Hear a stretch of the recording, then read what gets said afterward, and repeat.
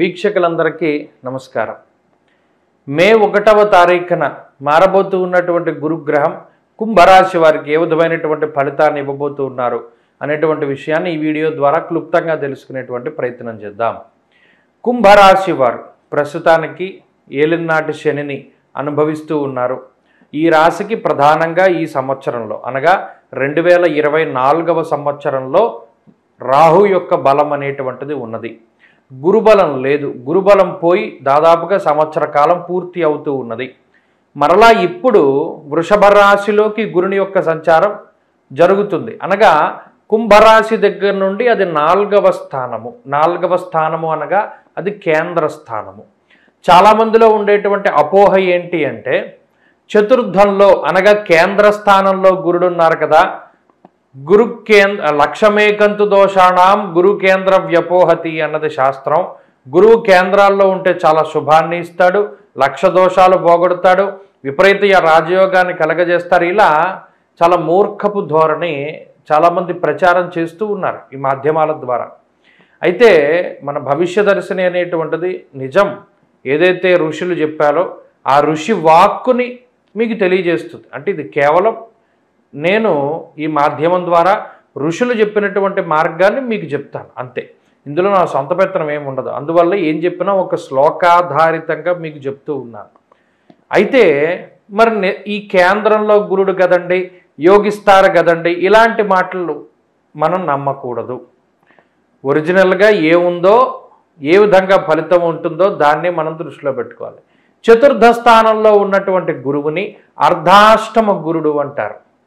అష్టమం అంటే 8, అర్ధాష్టమం అంటే అష్టమంలో సగం అంటే 4. అర్ధాష్టమ గురుడు అనేటువంటిది దోషభూయిష్టమైనటువంటి స్థితి. గోచారం వేరు, జాతకం వేరు, ముహూర్త భాగం వేరు, సిద్ధాంత భాగం వేరు, వాస్తు వేరు.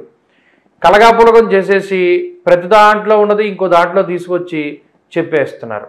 ఒకడేమో లగ్నాన్ని బట్టి ఫలితాలు అంటాడు, ఓడేమో ఇంకో దాన్ని బట్టి ఫలితాలు అంటారు. ఇక ఏది కనబడితే అది కొత్తగా ఉన్నదాన్ని బట్టి చెప్తూ ఉంటారు. కాబట్టి మనం దాన్ని నమ్మకూడదు. ఏదైతే శాస్త్రం చెప్పిందో, ఒక శ్లోకం ఆధారితంగా చెప్పిందో దాన్ని మనం నమ్మాలి. కాబట్టి కుంభరాశి వారికి ఈ సంవత్సరం కూడా గురుబలం అనేటువంటిది లేదు. ఇది వినడానికి కొంత బాధాకరంగా ఉన్నప్పటికీ తృతీయ స్థానంలో గురుడు ఉన్నప్పుడు ఏ విధమైనటువంటి వ్యతిరేకమైన ఫలితాలు వచ్చాయో చతుర్థంలో గురుడు కూడా వ్యతిరేకమైనటువంటి ఫలితాన్ని ఇస్తారు. అదేంటంటే మరి గురుబలం ఎప్పుడు వస్తుందండి అంటే ఇంకొక సంవత్సరం పోవాలి. అంటే 2024 మే నుండి 2025 మే వరకు సంవత్సర కాలం పాటు 4వ స్థానంలో గురుడు సంచారం చేస్తే 2025 మే దగ్గర నుండి కుంభరాశి వారికి గురుబలం వస్తుంది. మరి వచ్చేంత వరకు ఈ 2 ఏళ్ల పాటు లేనటువంటి గురుబలం వల్ల కొంత ఇబ్బందులే కనబడుతూ ఉన్నాయి. అందులో చతుర్థ స్థానంలో గురుడు ఉండడం వల్ల అంతఃక్లేశం ధనచ్ఛేదం వ్యజద సర్వదోషద అన్నారు. దీనివల్ల ఏమవుతుంది? చతుర్థ స్థానము అనేటువంటిది బంధుభావము అన్నారు. బంధుభావేన బంధుశ్చ గృహం మాతృబలం సుఖం వాహనం హృదయం భోజ్యం. శాస్త్రంలో చతుర్థ స్థానం చాలా కీలకమైనటువంటి స్థానంగా అభివర్ణించడం జరిగింది. 4వ స్థానం బంధుస్థానం. అలాగే గృహం అంటే ఇంటికి సంబంధించినటువంటి స్థానం, తల్లిగారికి సంబంధించినటువంటి స్థానం. అలాగే కొంత ఏదైనా ప్రశాంతంగా జీవనాన్ని గడపాలి అంటే దాన్ని చతుర్థాన్ని చూసుకుంటారు. అలాగే బంధువులకి మరీ ముఖ్యంగా పశుపక్షాదులు ఏదైనా మన దగ్గర జంతువులు పెరుగుతున్నా లేదా మీరు ఏమైనా పెంచుకుంటూ ఉన్నా వీటన్నిటినీ కూడా దీన్ని బట్టే చూసుకోవాలి. వాహనాలకి సంబంధించినటువంటి స్థానం, విద్యాస్థానం. అలాగే చతుర్థం నుండి పంచమం పరస్పర సమసప్తక స్థానం. ఇది చతుర్థం బాగుండాలి, లేకపోతే దశమం కూడా ఇబ్బంది పడతారు. దశమం వృత్తికి సంబంధించిన స్థానం. మరి ఇప్పుడు చతుర్థ స్థానంలో గురుడు ఉండి దశమాన్ని వీక్షిస్తూ ఉన్నారు. ఈ రాశి వారికి ప్రత్యేకించి. అలాగే వ్యయస్థానం మీద గురుని యొక్క దృష్టి ఉన్నది. అలాగే ఈ రాశికి అష్టమ రాశి మీద గురుని యొక్క దృష్టి ఉన్నది. 8, 10, 12 ఈ స్థానాలపై గురు దృష్టి ఉన్నది.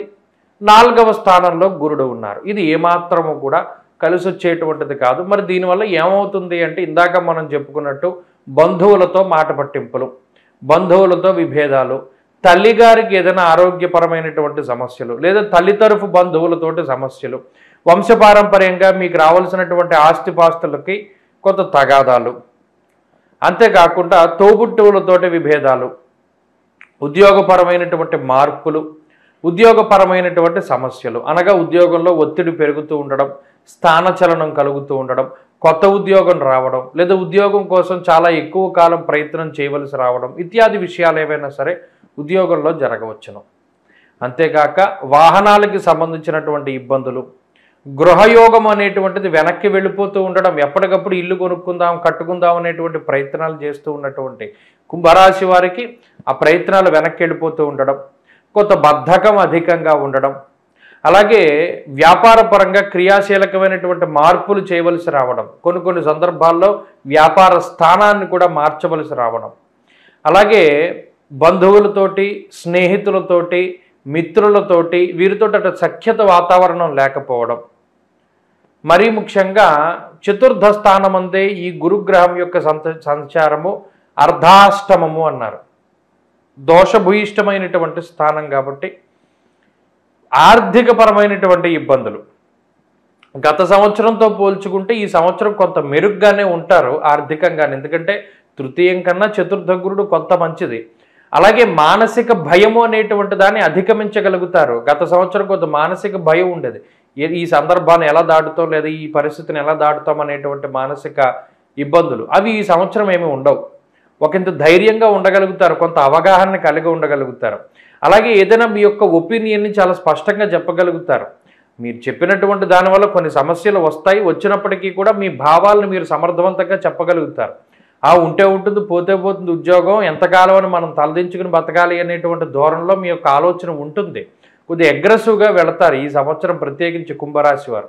ఇవన్నీ దేనివల్ల వస్తాయి? గురు గ్రహం వల్ల వస్తూ ఉంటాయి.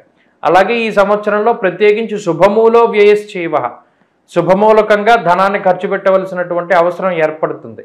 అంతేకాక స్థానచలనానికి అవకాశం ఉంటుంది.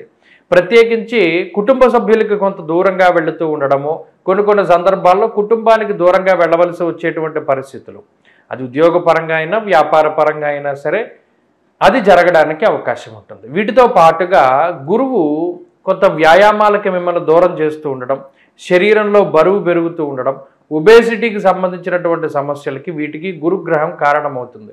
అలాగే అదృష్టాన్ని నమ్ముకోకూడదు. గురుబలం లేనప్పుడు కష్టాన్ని నమ్ముకుని ముందుకు వెళ్ళాలి. ఎవరైతే అదృష్టాన్ని నమ్ముకుని ఉంటారో వారికి కొంత ఈ గురుగ్రహం యొక్క స్థితిగతులు సరిగ్గా లేవు కాబట్టి ఇబ్బందులు వస్తాయి. మొత్తం మీద గత సంవత్సరంలాగే ఈ సంవత్సరం కూడా గురుబలం లేదు. అయితే కొన్ని విషయాలు బాగున్నాయి, కొన్ని బాగాలేదు కాబట్టి వీటన్నిటిని దృష్టిలో పెట్టుకోవాలి.